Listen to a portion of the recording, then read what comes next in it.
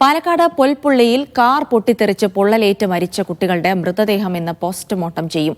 അട്ടപ്പാടി താവളം സ്വദേശി എൽസി മാർട്ടിന്റെ മക്കളായ എമിലിന മാർട്ടിൻ, ആൽഫ്രഡ് എന്നിവരാണ് മരിച്ചത്. പരിക്കേറ്റ എൽസിയും സഹോദരി അലീനയും ചികിത്സയിലാണ്. പോലീസിന്റെയും മോട്ടോർ വാഹന വകുപ്പിന്റെയും അന്വേഷണവും തുടരുകയാണ്.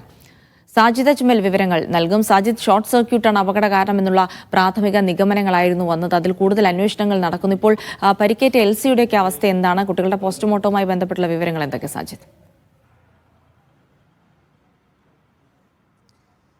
ജിൽസി, വലിയ ഞെട്ടലുണ്ടാക്കിയൊരു അപകടം തന്നെയായിരുന്നു ഉണ്ടായിരുന്നത്. ചിറ്റൂർ അത്തിക്കോട് ഉള്ള പൊൽപ്പുള്ളി അത്തിക്കോട്ടിൽ നിർത്തിയിട്ടിരുന്ന വീടിന് മുൻപിൽ വെച്ചാണ് ഈ കാർ സ്റ്റാർട്ടാക്കിയ ഉടൻ വലിയ സ്ഫോടനത്തോടുകൂടി പൊട്ടിത്തെറിക്കുകയായിരുന്നു. 90% പൊള്ളലേറ്റ 6 വയസ്സുകാരൻ ആൽഫ്രഡ്, ഈ സഹോദരിയായ 4 വയസ്സുകാരി എമിലീന ആൽഫ്രഡ് എന്നിവരുടെ മൃതദേഹം ഇന്ന് പോസ്റ്റ്മോർട്ടം ചെയ്യും. പാലക്കാട് ജില്ലാ ആശുപത്രിയിൽ രാത്രി തന്നെ മൃതദേഹം എത്തിച്ചിട്ടുണ്ട്. ഈ പോസ്റ്റ്മോർട്ടത്തിന് ശേഷം സംസ്കാരം സംബന്ധിച്ച് ഇപ്പോഴും ഒരു തീരുമാനം എടുത്തിട്ടില്ല. ഇതിന് കാരണം ഇവരുടെ അമ്മ എൽസിക്ക് ഇതുവരെ ബോധം തിരികെ ലഭിച്ചിട്ടില്ല. ഇവർക്കും ഗുരുതരമായ പൊള്ളലേറ്റിട്ടുള്ളത്.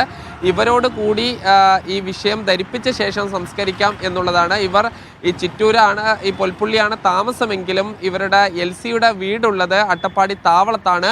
അവിടെ സംസ്കാരം നടത്താം എന്നുള്ളൊരു തീരുമാനമാണ് എടുത്തിരിക്കുന്നത്. അത് എൽസിയെ കൂടി അറിയിച്ച ശേഷം, ഇല്ലെങ്കിൽ എൽസിയുടെ ആരോഗ്യസ്ഥിതി നോക്കി സംസ്കാര ചടങ്ങുകൾ തീരുമാനിക്കാം എന്നാണ് ഇപ്പോൾ ഈ ബന്ധുക്കൾ നമ്മെ അറിയിക്കുന്നത്. ഇതിൽ ഈ പ്രാഥമിക നിഗമനം ഈ ഫയർഫോഴ്സിൻ്റേത് അടക്കം ഉള്ളത് ഷോർട്ട് സർക്യൂട്ടാണ്. ഇത് കൂടാതെ പെട്രോൾ പമ്പ് ലീക്കായിട്ടുണ്ട് എന്നുള്ളതാണ്. അത് ഇനി വിശദമായ പരിശോധനകൾ വേണ്ടിവരും. മോട്ടോർ വാഹന വകുപ്പും ഈ പോലീസും അതോടൊപ്പം തന്നെ ഫയർഫോഴ്സും ഈ പരിശോധനകൾ തുടരും. ഈ എൽസിയുടെ ആരോഗ്യനില അതീവ ഗുരുതരമായി തന്നെ തുടരുകയാണ്. ഇത് കൂടാതെ 10 വയസ്സുള്ള ഇവരുടെ മകൾക്ക് 40% പൊള്ളലുള്ളത്. ഈ കുട്ടി ഈ അപകടനില തരണം ചെയ്തു എന്നുള്ളതാണ് എറണാകുളത്തെ ആശുപത്രി അധികൃതർ അറിയിക്കുന്നത്. ഇത് സർക്കാരും ഈ കൃത്യമായി തന്നെ ഈ ചികിത്സയുമായി ബന്ധപ്പെട്ട് ഡോക്ടർമാരോട് വിവരങ്ങൾ ആരായുന്നുണ്ട്. ജിൽസി, ശരി, സാജിദ് അജ്മലാണ് വിവരങ്ങൾ നൽകിയത്.